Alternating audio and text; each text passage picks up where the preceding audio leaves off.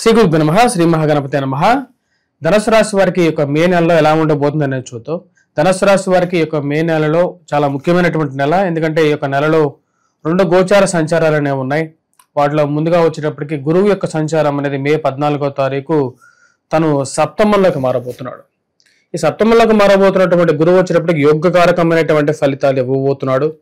ఇన్ని రోజులు కొన్ని కష్టాలకి నష్టాలకి గురి చేసినటువంటి గురువు తన యొక్క మార్పు రీత్యా ఇక రాశి వారికి యోగకారకమైనటువంటి ఫలితాలు అనేది ఇవ్వడం అనేది మొదలు పెట్టబోతున్నాడు అన్నమాట. ఈ రాశి వారికి ముఖ్యంగా వచ్చేటప్పటికి సప్తమంలోకి ఎప్పుడైతే గురుగ్రహ సంచారం జరుగుతుంటుందో సప్తమంలోకి వచ్చేటువంటి గురువు యోగకారకుడు. అంటే ఇన్ని రోజులు కొన్ని కష్టాలకి నష్టాలకి గురి చేసినటువంటి గురువు తన యొక్క దృష్టిని సంపూర్ణంగా తన యొక్క రాశి మీద ప్రసరించబోతున్నాడు. ముఖ్యంగా వివాహ ప్రయత్న సంబంధితమైన విషయాల గురించి ప్రయత్నాలు చేస్తున్నటువంటి వారికి అనుకూలమైనటువంటి ఫలితాలు ఎక్కువగా ఇవ్వగలుగుతాడు. మరియు అదేవిధంగా ఆరోగ్య చింత ఏదైతే ఉందో, ఆరోగ్యం గురించి ఏదైతే కొన్ని కష్టాలు పడుతున్నారో ముఖ్యంగా వయోవృద్ధులు వారికి అనుకూలమైనటువంటి ఫలితాలు కూడా ఇవ్వగలుగుతాడు. వైవాహిక జీవితం మరియు అదేవిధంగా ప్రేమ సంబంధితమైన వ్యవహారాల్లోనూ కొన్ని అనుకోని కష్టాలు, అనుకోని దూరాలు, మనసులో కలిగిస్తున్నటువంటి దూరాల నుంచి కొంచెం విముక్తి కలిగించేటువంటి శుభ పరిణామంగానే చెప్పచ్చు. సప్తమంలోకి వచ్చినటువంటి గురువు పూర్తి దృష్టి జన్మ రాశి మీద ఉండటం అనేది ఒక మంచి ఫలితంగానే చెప్పచ్చు. అదేవిధంగా ఈ యొక్క గురువు యొక్క సంచారం అనేది మే 14వ తారీఖున జరుగుతున్నటువంటి ఒక శుభ పరిణామం. వాటితో పాటు ఈ రాశి వారికి మే 18వ తారీఖున ఇంకొక మంచి పరిణామం జరుగుతున్నది. అది రాహు యొక్క స్థితిలో ఒక మార్పు. రాహు తృతీయంలోకి మారడం అది చాలా అనుకూలమైనటువంటి ఫలితాలు ఇవ్వగలుగుతుంది. ముఖ్యంగా ధైర్యాన్ని, స్థైర్యాన్ని ఇవ్వగలుగుతుంది. ఎందుకు స్థైర్యం అనేది చాలా ముఖ్యం అంటే ఈ రోజుల్లో ధైర్యం లేకే కొన్ని అనర్థాలు జరుగుతూ ఉంటాయి. అదేవిధంగా స్థైర్యం లేకనే కొన్ని విషయాలు నిర్ణయాలు తీసుకోలేనటువంటి కొన్ని పరిస్థితులు ఏర్పడుతూ ఉంటాయి. ఆ యొక్క విషయాల నుంచి విముక్తిని ఇవ్వగలుగుతాడు. గురువు యొక్క స్థితి యోగకారకమైనటువంటి ఫలితాలు అంటే దాదాపు ఈ రాశిలో ఉండేటువంటి వారికి చాలా వరకు మంచి ఫలితాన్ని ఇవ్వగలుగుతుంది. గృహం కొనుక్కోవాలనుకున్నటువంటి వారికి గృహ ప్రాప్తి పొందడం అనేది మే 14వ తారీఖు నుంచి మంచి శుభ సమయంగా చెప్పచ్చు. వివాహాది శుభకార్యాల గురించి ప్రయత్నాలు చేస్తున్నటువంటి వారు ప్రేమ సంబంధితమైన వ్యవహారాల గురించి ఇంట్లో చెప్పి కొద్దిగా ముందు అడుగు వేయాలి, అందరిని ఒప్పించి ముందుకు వెళ్ళాలి అనుకున్నటువంటి వారికి కూడా ఇది ఒక శుభ పరిణామమే. విద్యా సంస్థల్లో పనిచేస్తున్నటువంటి వారు, విద్యార్థులు వారికి కూడా అఖండమైనటువంటి గురువు యొక్క ప్రాప్తి, గురువు యొక్క దృష్టి యోగాన్ని ఇవ్వగలుగుతుంది. ఈ రాశిలో ఉండేటువంటి వారికి బంధువుల సహాయము, సహకారము అనేది కూడా పొందగలుగుతారు. స్నేహితులు, మంచి స్నేహితులు కూడా ఈ యొక్క మే 14వ తారీఖు నుంచి మంచి స్నేహం మరియు స్నేహితుల ద్వారా కొంచెం ఉపయోగం పొందడం అనేది, స్నేహితులతో ఎవరైతే ప్రేమలో ఉన్నటువంటి వారు కొద్దిగా చెప్పి వివాహం చేసుకోవడానికి కూడా అనుకూలమైనటువంటి ఫలితాలు ఇవ్వగలుగుతుంది. బంధువులు మరియు అదేవిధంగా స్నేహితులు ఇన్ని రోజులు దూరంగా ఉన్నటువంటి వారు కూడా ఈ మే 14 నుండి కొంచెం దగ్గర రావటం అనేది ఒక మంచి పరిణామంగా చెప్పవచ్చు. ఈ రాశిలో ఉండేటువంటి వారికి పరమార్థిక చింతన, దైవభక్తి అనేది రాబోతున్నటువంటి మే 18వ తారీఖు నుంచి పెరగబోతుంది. కానీ కొన్ని విషయాల్లో కొన్ని జాగ్రత్తలు అనేవి కూడా ఈ రాశిలో ఉండేటువంటి వారు తీసుకోవాలి. ఎందుకంటే అర్ధాష్టమ శని ప్రభావం అనేది ఉంది. అర్ధాష్టమ శని ప్రభావం రీత్యా ముఖ్యంగా ఈ యొక్క స్టీల్ మెటల్స్ లో ఇన్వెస్ట్మెంట్ చేసి బిజినెస్ చేసేటువంటి వారు కొన్ని జాగ్రత్తలు అనేవి తీసుకోండి. సిమెంట్ రంగంలో కానీ ఇన్వెస్ట్మెంట్ చేసేటప్పుడు కొన్ని జాగ్రత్తలు తీసుకోండి.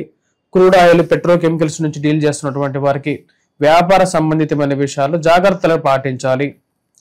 విలువైనటువంటి వస్తువులని జాగ్రత్త పరుచుకోవటం ఇవనేవి చాలా చాలా ముఖ్యమైనటువంటి విషయాలుగా చెప్పచ్చు.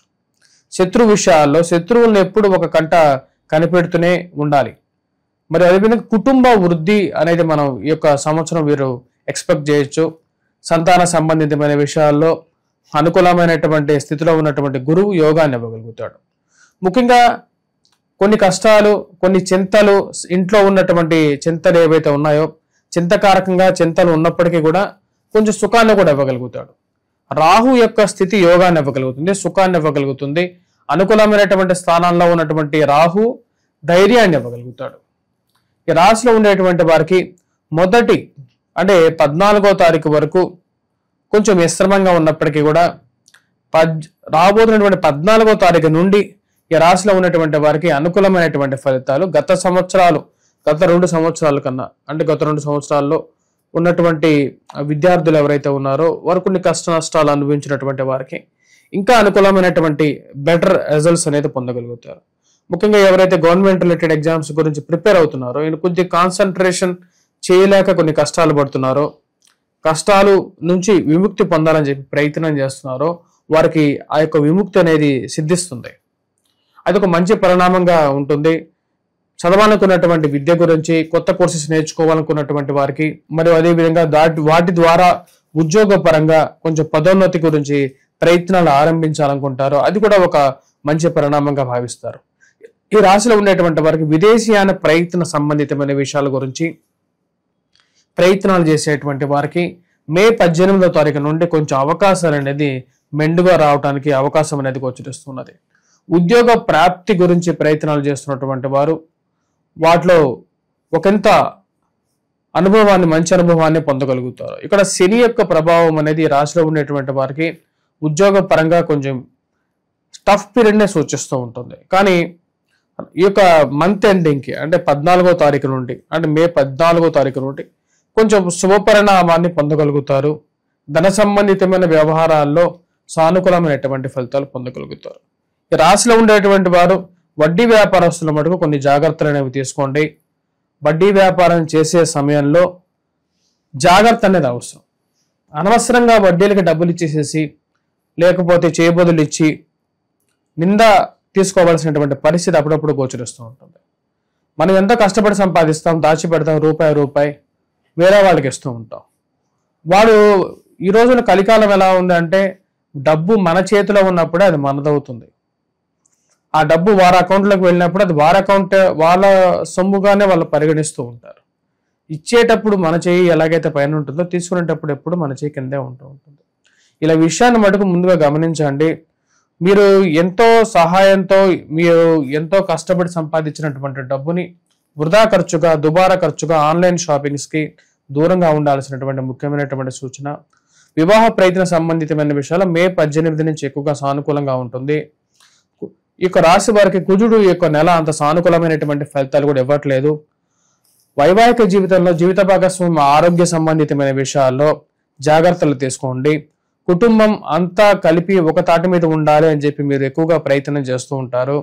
దానికి అందరినీ కూర్చోబెట్టి మాట్లాడి ఒక విధంగా మనం ఒక్కొక్కరు ఒక విధంగా ఉండకూడదు, సమిష్టిగా ఉంటేనే కుటుంబం అని చెప్పి చెప్పడానికి మీరు ఎక్కువగా ప్రయత్నం చేయాలనుకుంటారు. కానీ ఆ విషయానికి ఒకరు ఒప్పుకున్నా ఒకరు ఒప్పుకోకపోవడం అర్థం కానటువంటి వ్యవహారంగా ఉంటుంది.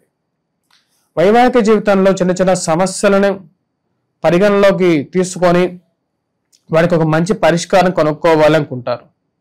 ఈ రాశిలో ఉండేటువంటి వారు ఇరుగు పొరుగు సఖ్యతలో మీరు మాట్లాడే సమయంలో మీరు మంచి మాట్లాడినా సరే వాటిని 4 కలిపి దాన్ని 4 చేసి మాట్లాడేటువంటి వారు ఎక్కువగా ఉంటారు. కాబట్టి ఆ విషయాన్ని గమనించాల్సినటువంటి ముఖ్యమైనటువంటి సూచన. ఈ రాశిలో ఉండేటువంటి వారికి ఈ యొక్క నెలలో ఎటువంటి పరిహారాలు చేసుకోవాలని చూద్దాం. ఈ రాశిలో ఉండేటువంటి వారు ముఖ్యంగా కుజుడి యొక్క స్థితి అంత సానుకూలంగా లేదు. కాబట్టి ఈ రాశిలో ఉండేటువంటి వారు ముఖ్యంగా హనుమాన్ చాలీసా చదవండి, హనుమంతుడిని పూజించండి, సింధూరాన్ని ధరించండి. మరి వాటితో పాటు సింధూరాన్ని ఆకు పూజ చేయించండి ఇక్కడ నెలలో వీలైతే. వాటితో పాటు ఈ రాశిలో ఉండేటువంటి వారు అర్ధాష్టమ శని ప్రభావ రీత్యా వెంకటేశ్వర స్వామి దేవాలయ దర్శనం అనేది చేయండి. స్వస్తి.